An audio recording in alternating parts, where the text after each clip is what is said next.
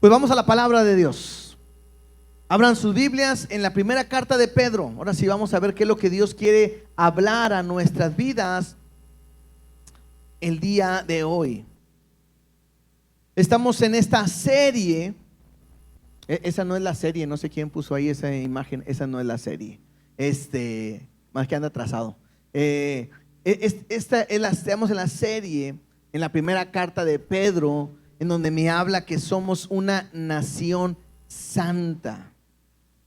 Y llevamos 3 semanas con esta en el primer capítulo, y no vamos a terminar tampoco hoy el primer capítulo. Hoy veremos del versículo 6 al versículo 12.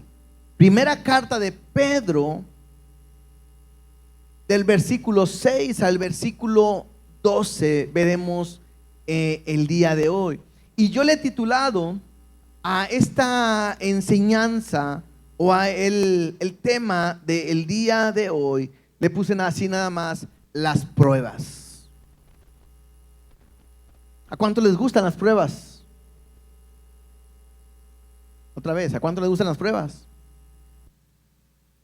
¿A cuántos podemos orar: Dios, mándame una prueba hoy? ¿Cuánto anhelo tener una prueba? A nadie, ¿verdad? Aquí, ni aunque hayas estudiado.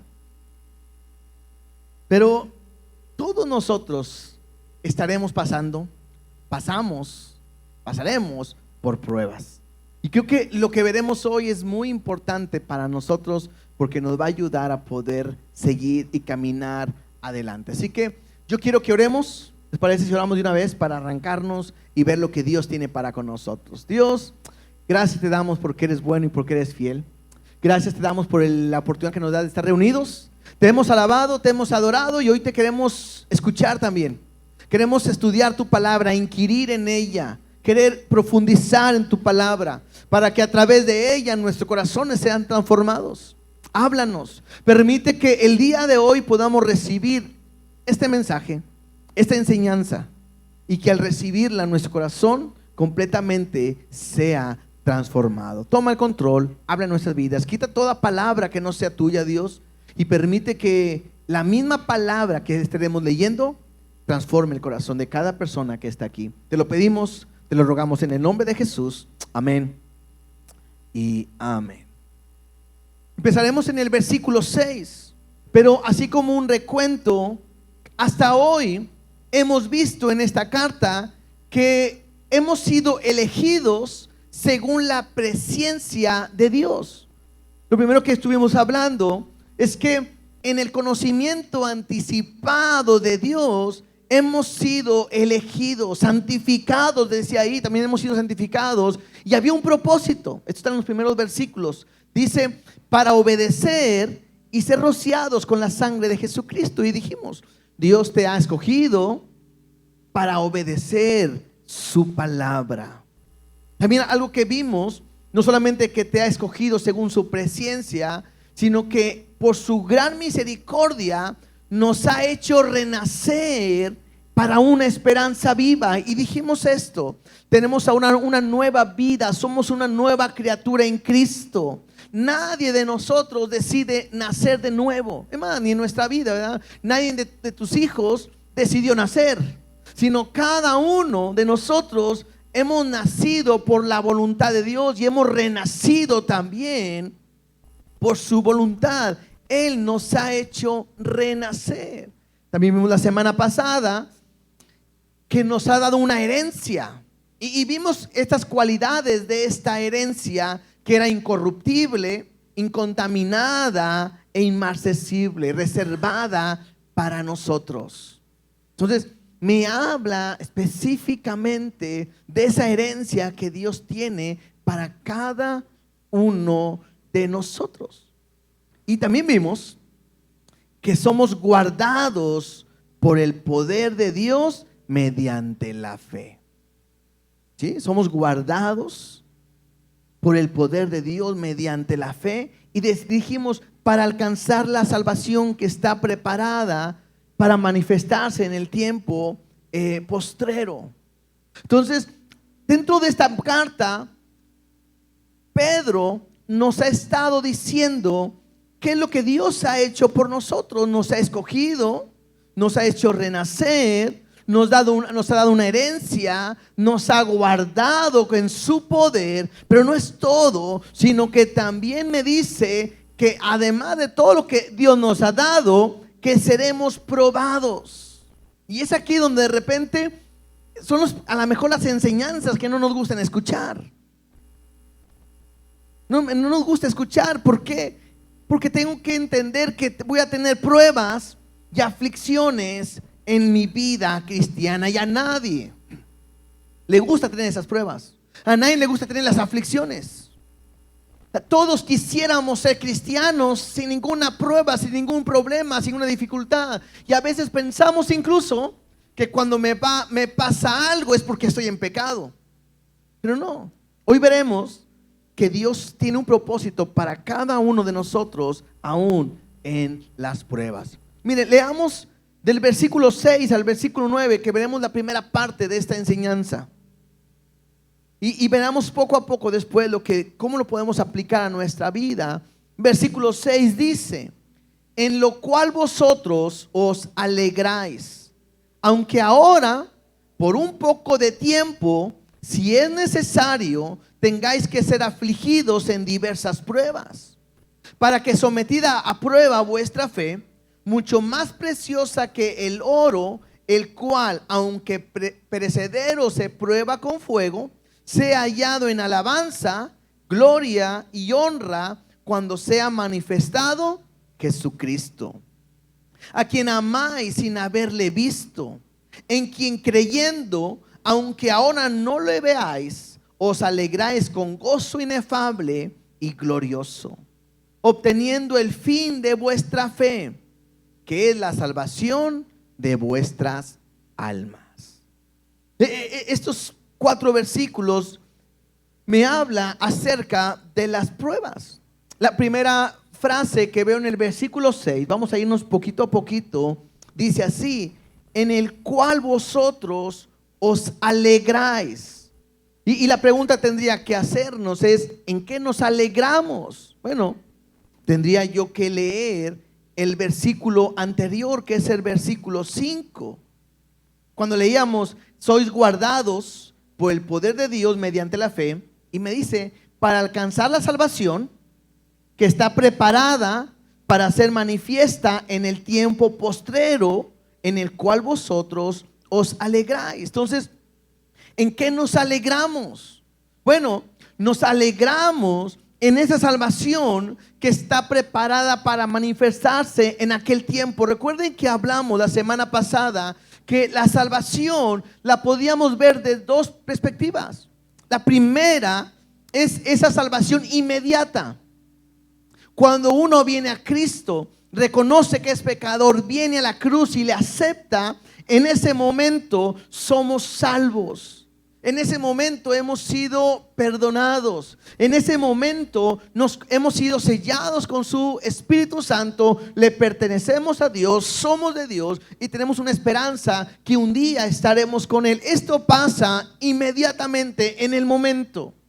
Tanto así que cuando Jesús está en la cruz y está un ladrón y reconoce quién es Jesús, Jesús le dice: yo te digo que hoy mismo estarás conmigo en el paraíso. Esta es una salvación inmediata.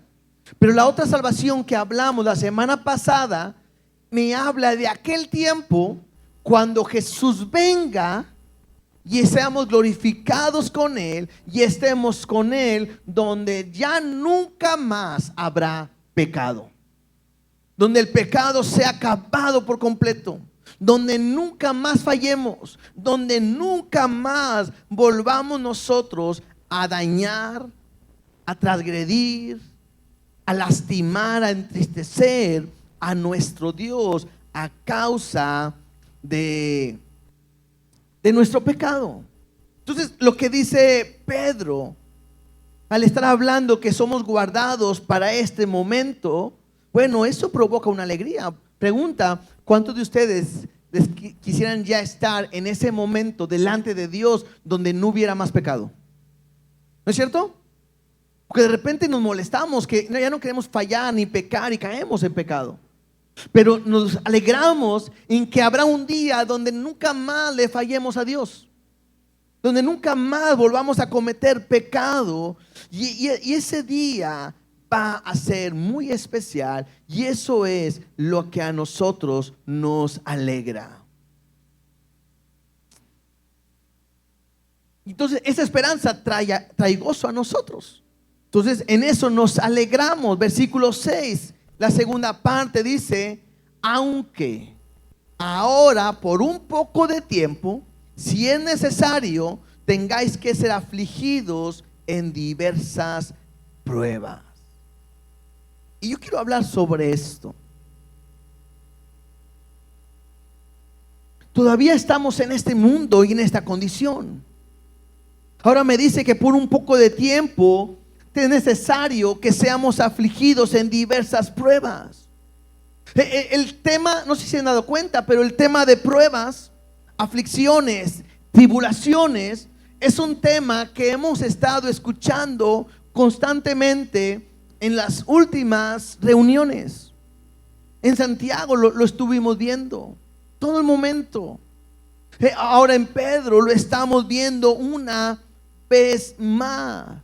Y es que hay un tema muy importante y constante en la palabra de Dios, en la Biblia, que me habla acerca de estos momentos de prueba, de tribulación, de angustia, de aflicción.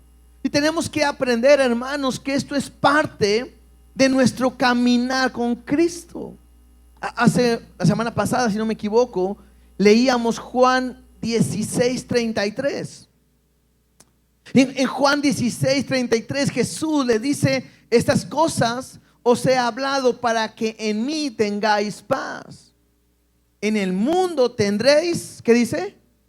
Aflicción. Jesús se los está diciendo, avisando. ¿A quién? A sus discípulos, a nosotros. En el mundo vas a tener aflicciones, pero confiad, o cree en mí, o descansa en mí, o confía en mí, porque yo he vencido al mundo. Ahora llegan momentos donde no hay tranquilidad ni paz en mi vida. Este versículo me lo dice: estas cosas os he hablado para que en mí, en Jesús, puedas tener paz. Y es claro entender, pasaremos por pruebas, dificultades, necesidades, aflicciones, y no hay otra manera de poder tener paz en medio de la prueba si no es en Cristo. Porque tengo que aprender algo: es inevitable sufrir en este mundo, porque estamos viviendo en un mundo caído, quebrado por el pecado. En un mundo donde hay enfermedades, desastres naturales que están fuera de nuestro alcance. En este mundo hay dolor, hay muerte. Ahora, mucho de este sufrimiento que pasamos es consecuencia de nuestras propias decisiones. Es el problema. El hombre es pecador, el hombre no es perfecto, el hombre falla. Y nuestras decisiones, y nuestras acciones, y nuestras actitudes nos llevan a tener aflicciones, tribulaciones. Otra manera en la cual a veces pecamos también es porque otros se levantan contra nosotros y pecan contra nosotros. ¿Cuántas veces no vemos que hay chismes, que hay difamaciones, abusos, envidias, pleitos sobre nuestra vida? ¿Y qué? Pues otros provocan esas aflicciones. El pecado, la acción de otra persona me ha llevado a que hoy tengo problemas en mi casa porque mi hermano se enojó, mi hermana se enojó, mi papá se enojó, mi hijo se enojó. Tengo problemas porque llegó alguien al trabajo en el cual no le caigo. Tengo problemas en alguien, y lo más común de ahorita, ¿verdad? Como que no le caigo al maestro, por eso me reprobó. Pero son aflicciones que causan o llegan a dañarnos. Aunque sabemos que tenemos un enemigo. ¿Y ese enemigo quién es?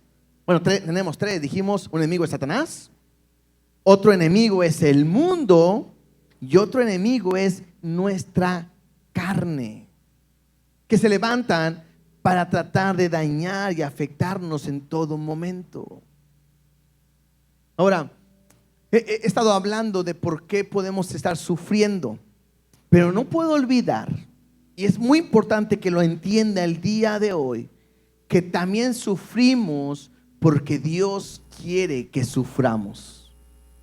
Ese es un punto importante, porque Dios nos llama a sufrir para su gloria, y eso a veces no se entiende. ¿Cómo que Dios me puede llamar a sufrir si supuestamente Él quiere lo mejor para mí? Bueno, es que Dios va a usar el sufrimiento para nuestro bien. Dios tiene un propósito para nuestra vida, y si no enfrentamos esa condición, esa situación, nosotros no vamos a poder permanecer o estar bien. Si Dios no me mete por esa prueba, por esa tribulación, por esa aflicción, probablemente no, nunca va a producir el fruto que Dios quiere que pueda salir de mi vida. Yo tengo que entender que el sufrimiento es parte de nuestra vida, y no me puedo enojar, desanimar y molestar. ¿Quién de ustedes no está pasando por momentos difíciles el día de hoy?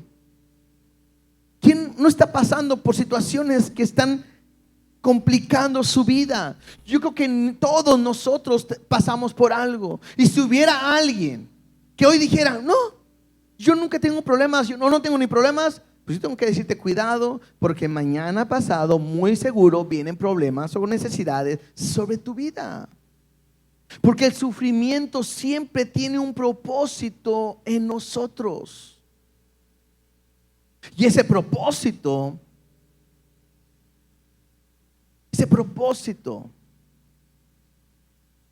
va a cambiar nuestra manera de ser.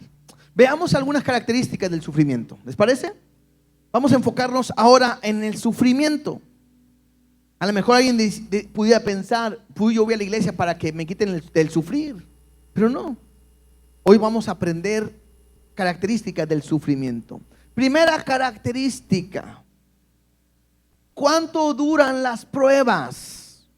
Dice ahí en el versículo 6: aunque ahora por un poco de tiempo. Las pruebas son momentáneas, son por un poco de tiempo.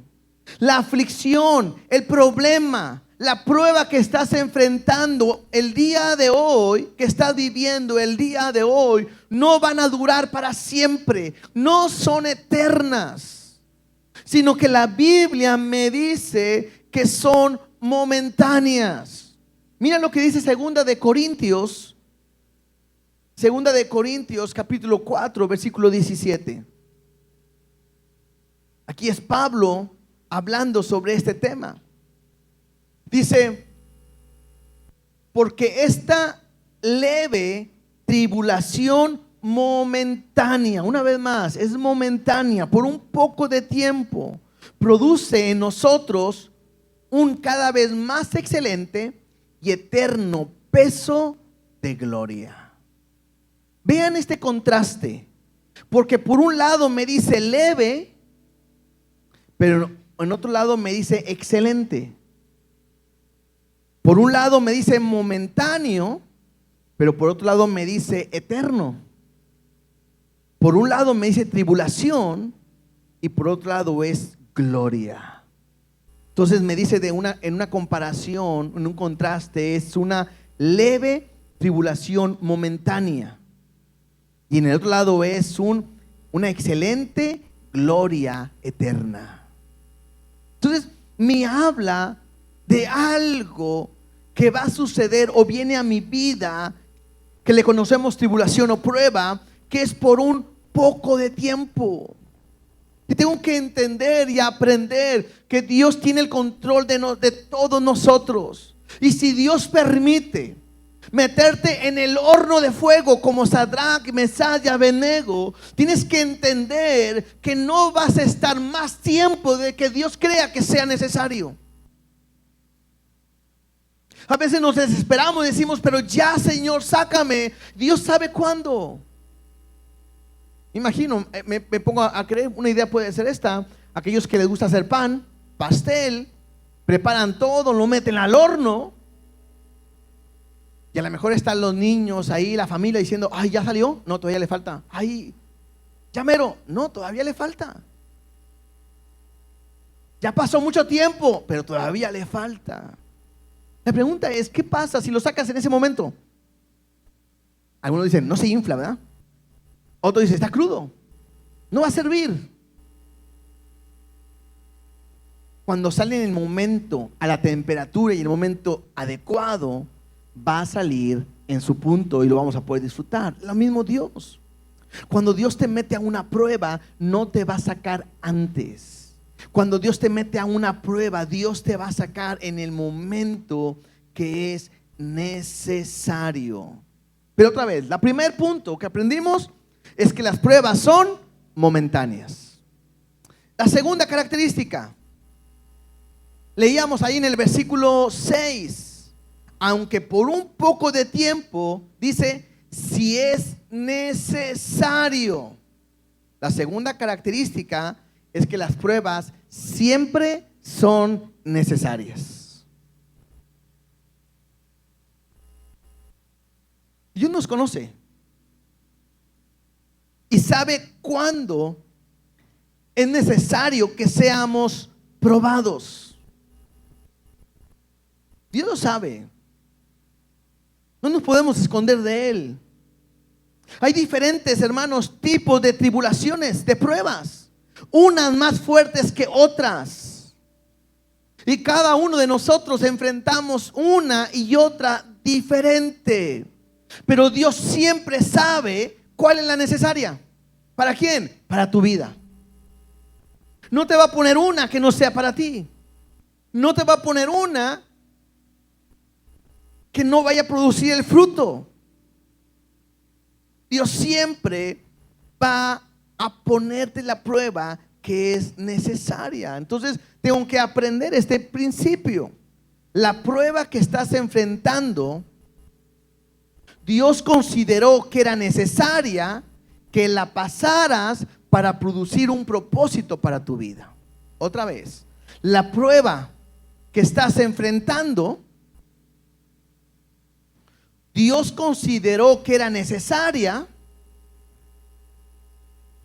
que la pasaras para producir un propósito en tu vida. Nada se sale de sus manos. Nada se sale de sus tiempos.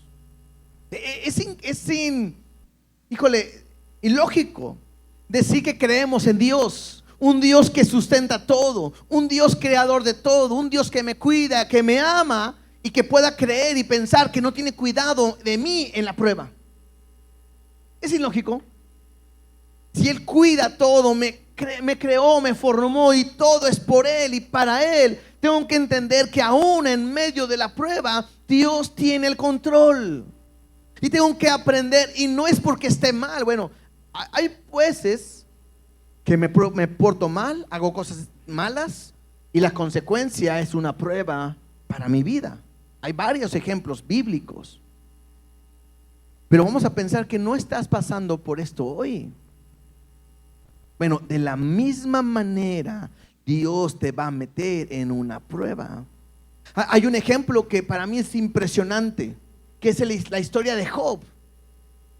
En la historia de Job, tú empiezas a leer el libro y me habla que Job era un hombre perfecto, recto, temeroso de Dios y apartado, me dice, del mal. Ofrecía constantemente sacrificios. No solamente por él, sino también ofrecía sacrificios. Dice que todas las mañanas, aún por sus hijos, por si quizás hubieran pecado.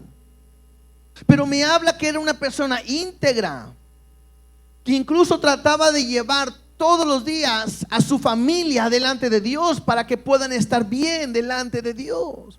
Y cualquiera pudiera pensar y decir, ¿y qué necesidad tendría Job de ser probado?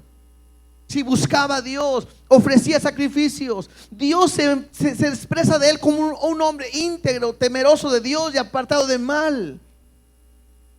Cualquiera de nosotros quisiéramos tener las características que Dios menciona de este hombre. ¿Qué necesidad tiene de ser tratado, de ser probado por Dios? Ahora, Satanás no tiene nada que ver aquí, más que es un instrumento. Porque llega Satanás delante de Dios a rendir cuentas, y Dios le dice a Satanás: ¿de dónde vienes? Y él le dice: pues de hacer mi trabajo, de rodear la tierra, andar por ella. Y Dios es el que le dice a Satanás: oyes, ¿y no has visto a mi siervo Job cómo anda? Y Satanás le dice: claro que lo he visto, pero tú lo tienes guardado, tú lo tienes cuidado, protegido. Yo no le puedo tocar si tú lo tienes apartado para ti. Y Dios le dice a Satanás: tócalo, trata con él. Le dice qué puede y qué no, su alma. No toque su alma. Y trata con él. Pierde todo. Y viene, y una vez más le dice Dios: ¿cómo ves? Pues sí, pero tócale su cuerpo, su carne, algo que le duela. Y Dios le dice: adelante. Y le da una enfermedad terrible. Pero si tú empiezas a leer el libro, te das cuenta que cuando hace lo que Dios quiere, Satanás, sobre la vida de Job, Dios le dice a Satanás: ahora sí, a tu lado, cumpliste tu propósito. Y ahora sí, hay una relación, un trabajo, una intimidad, una interacción entre Dios y Job. Y empieza un diálogo. Y empieza una relación, un propósito de Dios. Tanto así que llega un momento donde Job se da cuenta que su condición espiritual no era tan buena como él pensaba. Llega un momento donde Job dice: caray, creo que yo estaba equivocado. Y eso me lo muestra en Job capítulo 42, versículos 5 y 6. Job 42. Al final de la prueba de que Dios trató con Job, le llevó a una enfermedad, una sarna. Y dice que llegaron los amigos de Job y se le quedaron viendo. Dice ahí que durante una semana ni le hablaron. ¿Te puedes imaginar? Después de ver que era una persona tan próspera y tener todo, lo ven y está fatal. No le dicen nada. Dios trata con él. Y mira cómo termina diciendo Job en el versículo 5 y 6. Job dice: de oídas te había oído, mas ahora mis ojos te ven. Por tanto me aborrezco y me arrepiento en polvo y ceniza. Entonces era necesario que Dios llevara a Job a este punto para que pudiera haber un arrepentimiento. Era necesario que Dios llevara a Job a este punto para que Job conociera completamente a Dios. O sea, de oídas se había oído, mas ahora mis ojos te ven. Ahora te conozco, ahora sé quién eres. Y su vida cambió por completo, tanto así que Dios lo bendijo después al doble. Entonces tengo que aprender que cuando Dios te mete en una prueba, no es porque estés en pecado. Otra vez, para los que no están en pecado, ¿verdad? Sino porque Dios quiere que le conozcas de otra manera. Sencillamente, lo hemos dicho muchas veces: ¿cómo puedes conocer a Dios como tu sanador si antes no estás enfermo? ¿Cómo puedes conocer a Dios como tu proveedor si antes no tienes una necesidad? Entonces Dios tiene que meterte a la prueba. Dios tiene que hacerte pasar por esto que es doloroso, para mostrarte cuál es tu condición, para mostrarte cuál es tu necesidad. A veces es increíble porque mientras tengo trabajo me va bien, no me acuerdo de Dios, yo lo puedo solo. Pero cuando de repente no tengo trabajo, cuando de repente me corren, cuando tengo necesidad, me hace voltear a Dios y decirle: Dios, pues te necesito.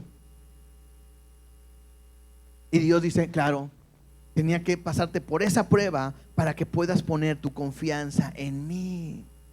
Porque es ahí donde Dios se mueve o se glorifica en medio de la circunstancia. Y vuelvo a decirte, no hay nadie que no entre al horno de Dios sin que Dios vea que sea necesario. Pero ten la seguridad que si entras al horno, Dios estará contigo.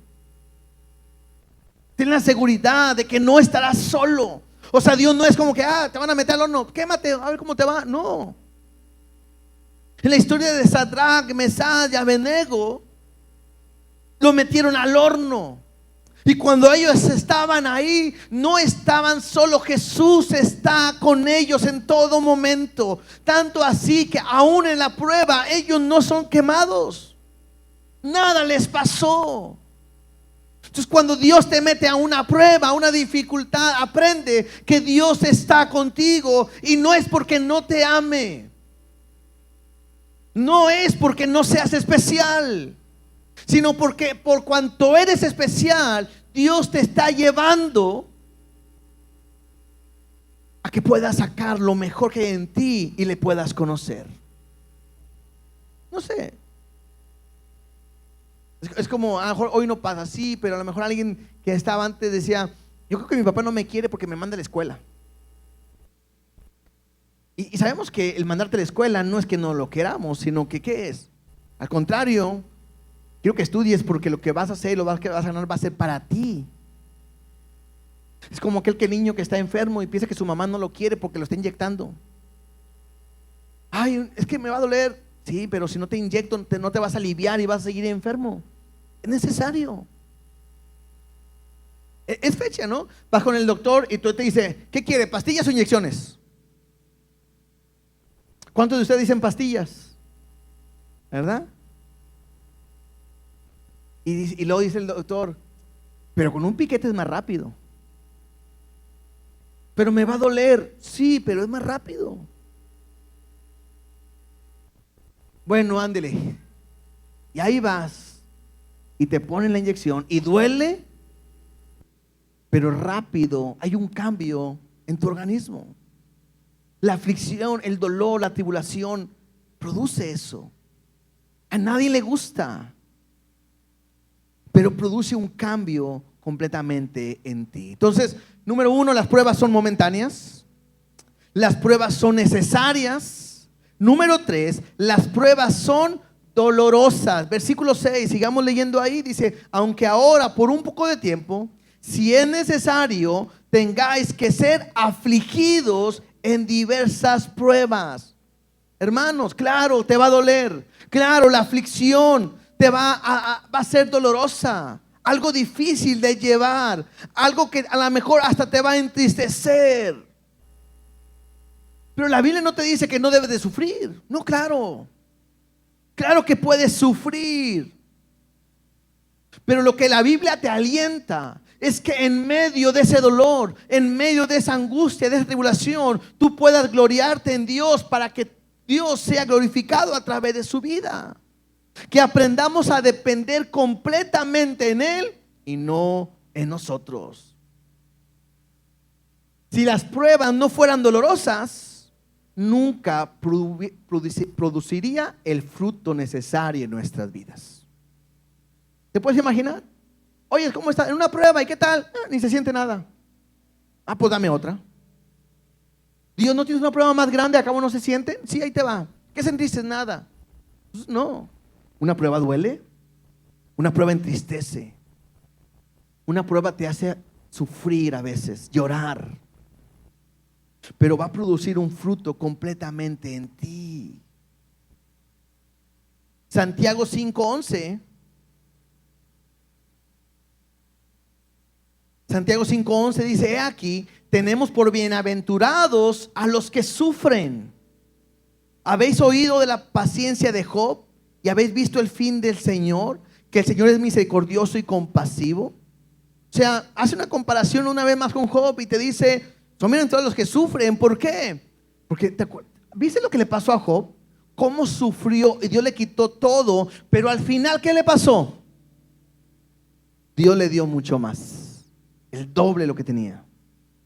Hay una gran más bendición. Entonces pareciera que está diciendo: ¿estás pasando un problema? ¿Estás sufriendo? ¿Hay un dolor en tu vida? Eres bienaventurado, porque Dios va a producir algo mucho mejor en ti. Yo sé que esto suena loco, ¿verdad? Lo más lógico es venir a una iglesia y decir, ¿cuántos quieren dejar de sufrir? Amén. Pues paremos de sufrir, ¿verdad? Algo así. Es lógico llegar a una iglesia y que te digan, hermanos, todos vamos a sufrir. Y si eres invitado vas a decir, ¿para eso me llevas a la iglesia? ¿Me llevaste porque me dijiste que iba a dejar de sufrir? No, me están enseñando que vas a sufrir, claro. Dice Mateo 5:4, bienaventurados los que lloran, porque ellos recibirán consolación. Y me imagino esto, ¿no? Como cuando alguien está enfermo. Estabas de niño enfermo, te duele la cabeza, el estómago, y vas con tu mamá y te dice, te dice, me siento mal, ¿qué tienes? Y a veces nomás te empieza a sobar la cabeza o la pancita y sientes, ay, qué rico, ¿verdad? Te empieza a rascar la espalda, ay, gracias, mamá. Me imagino que es lo mismo. Si no estuvieras sufriendo, no podrías ver la mano de Dios que te abraza, que te soba, que te rasca, que está contigo. Eres bienaventurado si estás pasando por un momento difícil, porque Dios en su amor tiene cuidado de cada uno de nosotros. Las pruebas son ¿qué? Momentáneas, necesarias, dolorosas. Cuarta, las pruebas son diversas. Versículo 6 dice, aunque ahora por un poco de tiempo, si es necesario, tengáis que ser afligido en diversas pruebas. Esta palabra diversas me habla de distintas formas. Y tengo que saber que hay una gran variedad de pruebas y no las podemos escoger. A ver, Dios, vengo delante de ti porque necesito una prueba. ¿Cuáles tienes? A ver, el catálogo me lo puedes pasar. Mándame el código QR para ver cuál me gusta. No hay manera de escoger. Te va a tocar lo que Dios considera que tú necesitas. Ahora, de la misma manera en que las pruebas son diferentes, de la misma manera Dios actúa de diferentes maneras. ¿Por qué? Porque a lo mejor ves que la misma prueba que estás pasando tú, la pasó a alguien más. Y esperas que pase lo mismo que a él. Y a lo mejor Dios va a hacer algo diferente en ti. Hay una diversidad de pruebas. Hay una multiforme manera en que Dios trabaja. Pero esto me da tranquilidad. Porque si yo veo que la misma prueba que tiene mi hermano, mira cómo le fue, puede ser que para mí me vea algo diferente. Porque cada prueba tiene algo específico en cada uno de nosotros. Entonces, las pruebas son momentáneas, las pruebas son necesarias, las pruebas son dolorosas, las pruebas son diversas y las pruebas tienen, número 5, un propósito. Versículo 7 dice, para que sometida a prueba vuestra fe, mucho más preciosa que el oro, el cual aunque perecedero se prueba con fuego, sea hallado en alabanza, gloria y honra cuando sea manifestado Jesucristo. Entonces, lo que Dios va a poner a prueba es nuestra ¿qué? Nuestra fe. ¿Cuál es la idea de un examen? ¿Por qué pone el maestro un examen? Pues para ver si sus alumnos aprendieron y están listos para el siguiente nivel. Entonces, la prueba que Dios te mete es para llevarte a conocer o que tú puedas saber qué tipo de fe tienes. Para revelar qué es lo que has aprendido. Para que puedas mostrar quién eres realmente. O sea, la fe no es para que Dios sepa qué tipo de fe tienes, porque Dios lo sabe todo.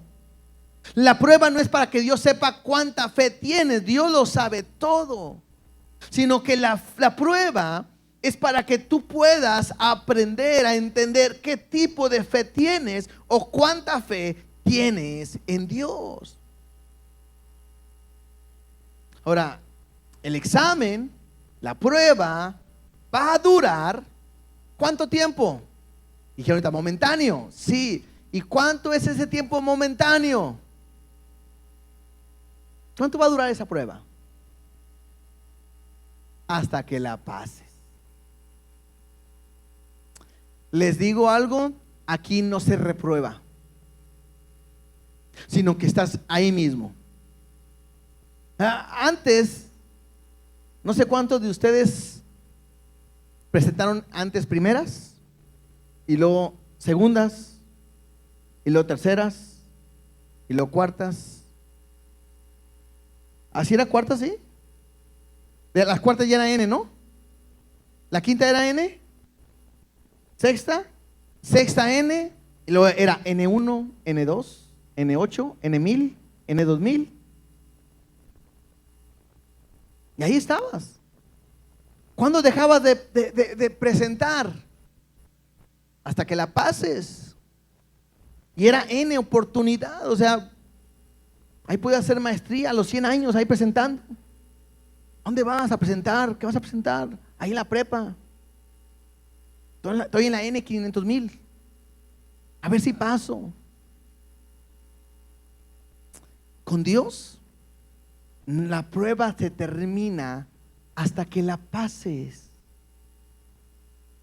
¿Y sabes qué sigue después de que la pases? Graduación, otra prueba. Inmediatamente. ¿Cierto? Porque son necesarias. Dios lo va a hacer. Y luego este versículo incluso hace una ilustración, porque dice: mucho más que el oro, el cual aunque produce en precedero, se prueba con fuego. Y nos habla del oro, que es un material, el cual este material se pasa por fuego. Y ¿saben lo que le sucede al oro cuando lo pasamos por fuego? Oro de material, no oro de cotorro, ¿verdad? No, oro. ¿Qué le pasa al oro cuando lo pasamos por fuego? Se purifica, se quitan las impurezas y queda el oro. ¿Y este oro puedo volverlo a pasar por fuego? Claro, porque por más fuego que lo pase, más impurezas se quitan y más puro queda. Una vez escuché un comentario que dice que el oro genuino no tiene miedo a ser pasado por fuego, porque sabe que siempre lo va a hacer mejor. Nunca va a perder. Entonces, la fe es más preciosa que el oro, me dice. La fe es un regalo que Dios nos ha dado. La Biblia me dice que por gracia sois salvos. ¿Qué más dice? Por medio de la fe. Y luego dice: y esto no de vosotros, pues es un don de Dios. Aún la fe es un regalo que Dios nos ha dado. Lo que Dios sí quiere ver en nosotros es nuestra fe. Y también importante, que nuestra fe sea genuina. Porque es a través de la fe, o de la prueba más bien, es a través de la prueba que vamos a comprobar que si nuestra fe es genuina. Decía ahí en el versículo 7, ahí en la primera carta de Pedro, al final del versículo 7 dice: que sea hallada en alabanza y gloria y honra cuando sea manifestado Jesucristo. Lo importante de las pruebas es que se revele qué tipo de fe tengo para cuando Jesucristo sea manifestado. En otras palabras, la prueba va a evidenciar si mi fe es auténtica o no. ¿Por qué? Porque la Biblia me habla de una fe auténtica y me habla de una fe falsa. La Biblia me habla de una fe fingida y una fe no fingida. La Biblia me habla de una fe verdadera y una fe mentirosa.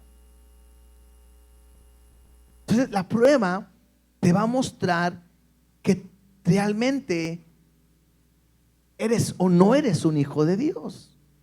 Miren rápidamente Mateo 13, 20 y 21. No nos vamos a meter en toda la historia, ustedes lo leen allá, pero me habla de la historia, de la parábola del sembrador. El sembrador salió a sembrar, que una parte cayó sobre el camino, otro sobre espinos, otro sobre piedras y otro en buena tierra, ¿no? La semilla es la palabra de Dios.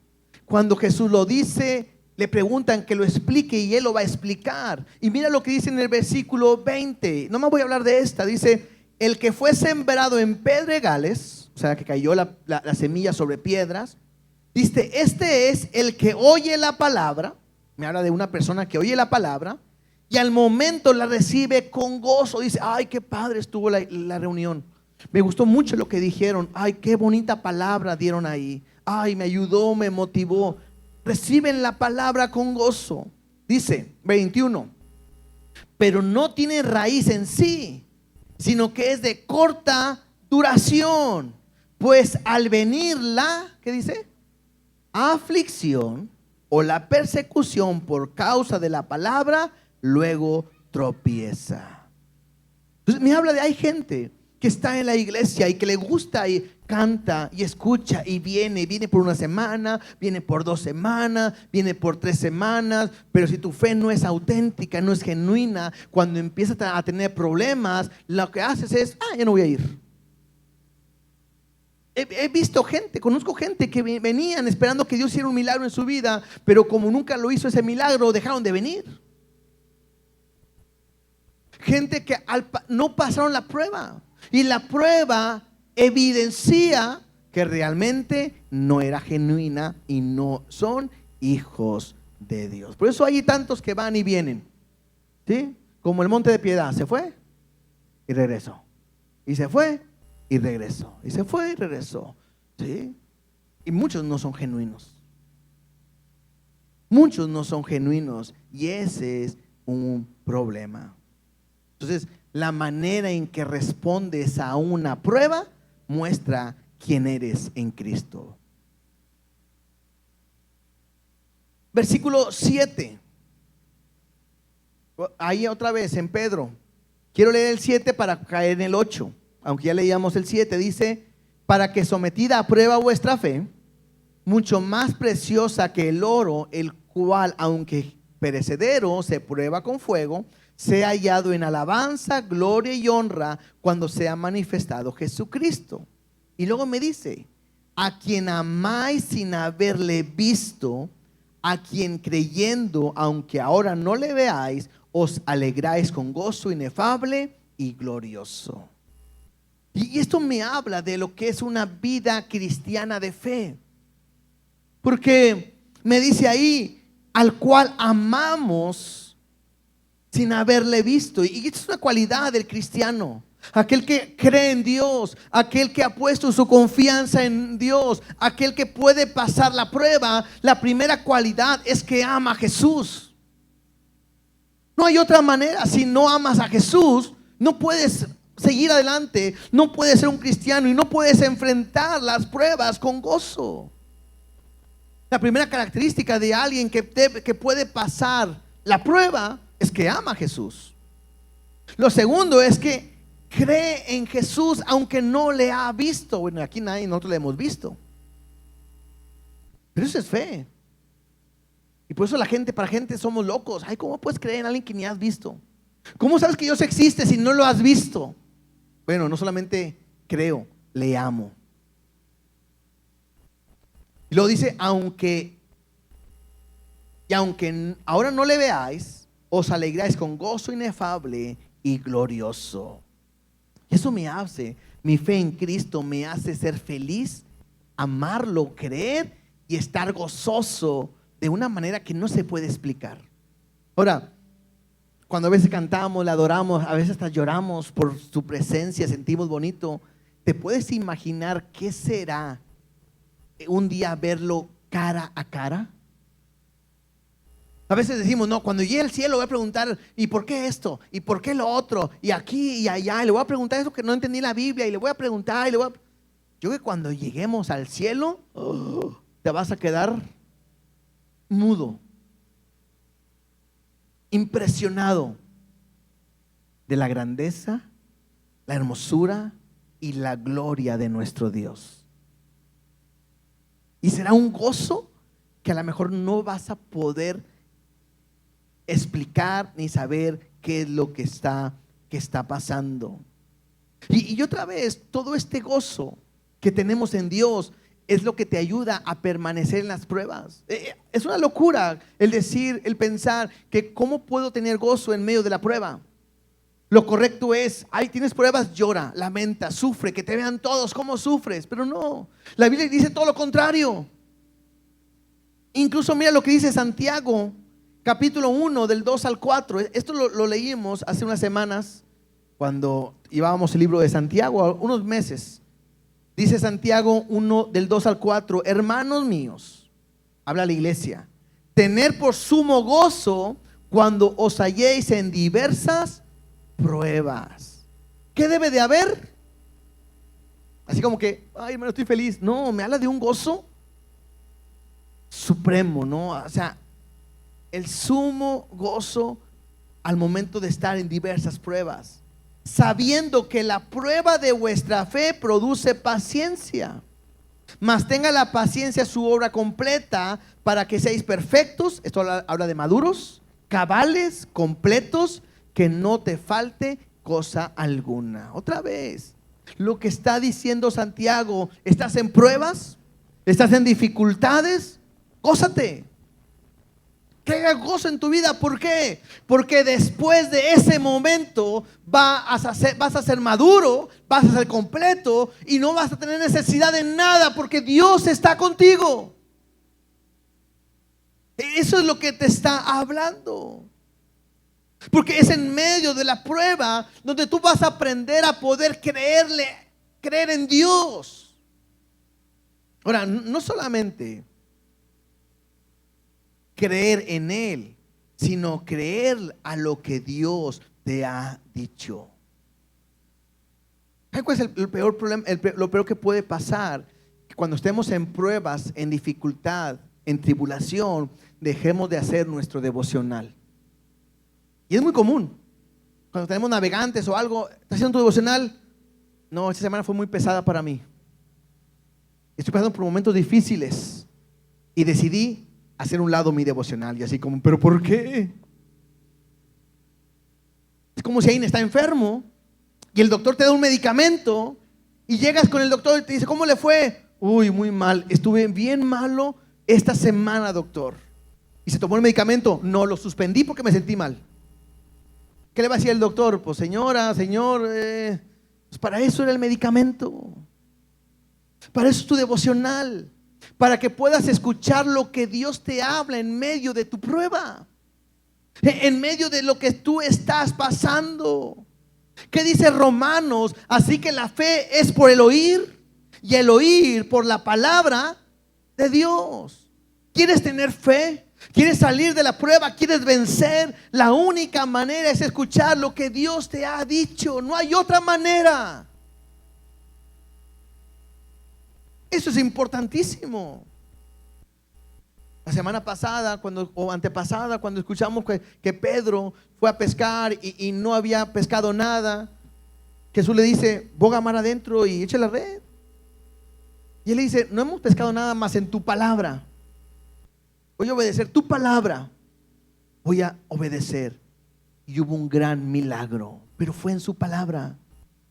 Entre semana vimos lo de la serpiente de bronce, cuando el pueblo murmuró y Dios mandó serpientes ardientes, y al que le mordía iba a morir. Y claman a Dios, y Dios le dice a Moisés, haz una serpiente de bronce en alto, y todo aquel que fuera mordido voltea a ver la serpiente, y si ve la serpiente vivirán y sanarán. Y dijimos, la serpiente, no había nada especial en la serpiente. La serpiente era de bronce como cualquier material. ¿Dónde estaba el secreto? En la obediencia a lo que Dios había dicho. Dios dijo, voltea y vivirás. Y aquel que obedecía lo que Dios dijo, vivía. ¿Qué tienes que hacer? Escuchar lo que Dios te habla en medio de la prueba, porque te va a dar la salida, porque te va a dar la solución. Mientras no escuches, mientras no aprendas, ese va a ser el conflicto.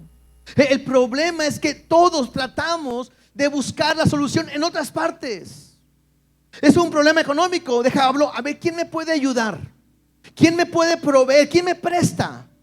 Tengo un familiar que me presta, que tiene dinero. Bueno, él me va a ayudar.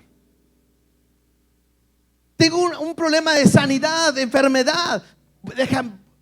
Escuché de un doctor que a ver quién me lo recomienda y empiezo a buscar en dónde está la solución. Y cuando ya a veces ya no puedo más, entonces busco a ver qué es lo que Dios dice, oro a ver qué es lo que Dios me dice, y ese es el problema. Hoy hay algo muy común que ha entrado en las iglesias, que es: llévalo con un psicólogo. Y otra vez, a lo mejor aquí hay un psicólogo, no estamos en contra, son profesionales. Y un psicólogo es como ir con un abogado, es como ir con un médico. Claro, son profesionales. Pero nuestra solución a nuestra necesidad no está en un hombre, sino está en Dios. Y en medio de mi prueba, en medio de mi dificultad, en mi situación, tengo que buscar su palabra, tengo que buscar su presencia, tengo que buscarlo a Él para que Él produzca el fruto que quiere hacer en mi vida en todo momento. Cuando Jesús le dice a los discípulos, la gente le dice: Señor, la gente se va por lo que le dijiste, se molestaron. Y Jesús voltea y dice: ¿ustedes también se quieren ir? Y Pedro le dice: Señor, ¿a quién iremos si solo tú tienes palabras de vida? Igual, hermanos, yo no sé cuál es tu problema, tu situación, tu dificultad, la prueba que estés pasando el día de hoy. Y una vez más, no se me malinterprete. Es que el pastor dijo que no vayamos con los médicos. No estoy diciendo que no vayamos con los médicos. Estoy hablando de que tu confianza tiene que estar puesta ¿en quién? En Dios, no en el medicamento, no en el profesional. Claro, me puedo tomar el medicamento, claro, puedo ir a consultar, claro, puedo buscar soluciones en diferentes maneras, pero mi confianza, mi fe, mi seguridad está ¿en quién? En Dios. Porque Él estará conmigo en medio de la prueba, porque Él ha prometido nunca dejarme, ser mi pronto auxilio en la tribulación, ayudarme en mi necesidad y sacarme completamente de ese problema. Versículo 9 dice: obteniendo el fin de vuestra fe, que es la salvación de vuestras almas. Y claro, es el propósito de todos nosotros, es ser salvos delante de nuestro Dios. Nadie puede ser salvo por su propio mérito si no es a través de Cristo. Ahora, termina versículo del 10 al 12, 3 versículos donde Pablo termina hablando de los profetas y de los ángeles, cómo están sorprendidos y ansiosos de ver lo que Dios va a hacer al hombre al momento de salvarlos.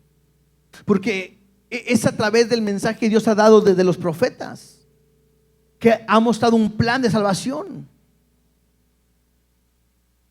Y Él quiere que nosotros lo podamos entender. Versículo 10, mira lo que dice: los profetas que profetizaron de la gracia destinada a vosotros inquirieron, o sea, buscaron y diligentemente indagaron acerca de esta salvación.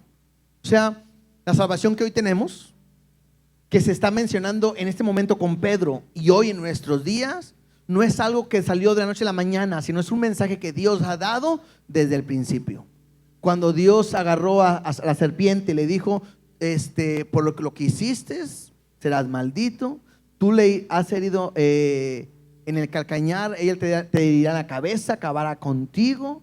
Y es una profecía desde ahí hasta el día de hoy que Dios iba a traer salvación. Versículo 11: escudriñando qué persona y qué tiempo indicaba el Espíritu de Cristo que estaba en ellos, el cual anunciaba de antemano los sufrimientos de Cristo y las glorias que vendrían tras ellos. A estos se les reveló que no para sí mismos, sino para nosotros, administraban las cosas que ahora nos son anunciadas, por las que nos han predicado el Evangelio por el Espíritu Santo enviado del cielo, cosas en las cuales anhelan mirar los ángeles. Entonces, lo que hace simplemente Pedro es describir el anhelo que tenían los profetas de lo que Dios iba a hacer, su obra, de cómo iba a salvar a la humanidad. Tanto así que los ángeles anhelan mirar esta obra que Dios ha dicho. Y es que le dice, aquellos que han hablado, los profetas, fueron inspirados por el Espíritu Santo. Y ellos profetizaron la gracia que estaba destinada para la humanidad. Ellos hablaron de este nuevo pacto, ahorita que estábamos haciendo la Santa Cena, y que hablábamos de este nuevo pacto que Dios había hecho, donde había hecho un lado este pacto que dependía de la obra del hombre, porque dependía de hacer sacrificios, fiestas, todo lo que Dios había mandado, lo hace a un lado Dios para poder decir, esta obra ahora es mía. Donde todos nosotros conoceríamos el nuevo pacto a través de la obra de Cristo en la cruz del Calvario. Y esto es lo que está diciendo Pedro. Ellos anunciaron quién vendría, cuándo vendría. Su sufrimiento tendría que morir. Y está anunciando la gloria que iba a tener. Cómo Dios cambiaría el corazón de piedra del hombre por uno de carne sensible. Y todo es a través de esta gracia. Y todos estos estudiaron, indagaron a través del mismo mensaje que Dios les había dado. Y dice bien claro, por el Espíritu que estaba en ellos, que era el Espíritu de Cristo. Ahora es a través de ese Espíritu que nos es enseñado el Evangelio. Dice ahí, de los que están en un inicio hasta los que nos han enseñado, todo es a través de la obra del Espíritu Santo. Todo el mensaje de los profetas reflejan la obra de Cristo, desde su nacimiento, su ministerio, su muerte, su resurrección y su gloria futura. Interesante, ¿no? Porque te das cuenta cómo Jesús también aquí me habla de que tuvo que sufrir. Entonces, el pasar la prueba no solamente es para nosotros, sino que Él mismo la tuvo que pasar. Y cuando leemos Filipenses me dice, haciéndose obediente hasta la muerte y muerte de cruz. Y habiendo pasado esa prueba, Dios también lo exaltó y le dio un nombre que es sobre todo nombre. Si tú aprendes a enfrentar las pruebas y a pasarlas, ten la seguridad de que Dios va a bendecirte de una manera poderosa. Y al final nomás dice, cosas en las cuales anhelan mirar los ángeles. ¿Y por qué lo anhelan mirar? Bueno, porque están esperando esa restauración completa que Dios ha prometido. Y otra vez, esto habla de su gloria, de su manifestación gloriosa. Pero vuelvo a repetir, quiero terminar en la misma situación.